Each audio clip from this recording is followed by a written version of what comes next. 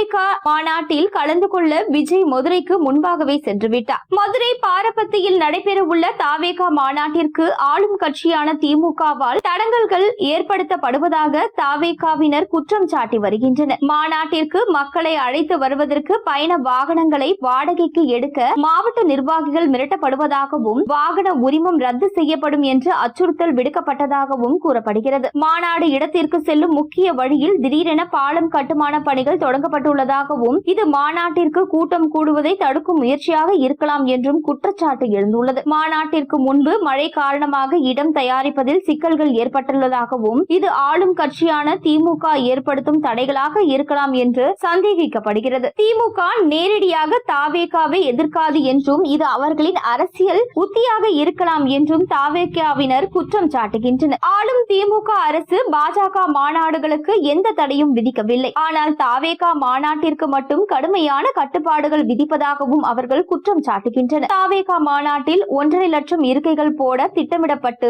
5 நபர்களிடம் ஒப்பந்தம் செய்யப்பட்டது. கடைசி நேரத்தில் 4 ஒப்பந்ததாரர்கள் இருக்கைகளை தர முடியாது என்று கூறியதால் கேரளாவில் இருந்து நாற்காலிகள் கொண்டு வரப்பட்டது. ஆளும் கட்சியின் தலையீடு குறித்து உறுதியான ஆதாரங்கள் இல்லை என்றாலும் தாவேகா ஆதரவாளர்கள் இந்த தடங்கல்களை திமுகவின் மறைமுக எதிர்ப்பாக பார்க்கின்றனர். இந்த குற்றச்சாட்டுகள் முழுமையாக உறுதிப்படுத்தப்படவில்லை.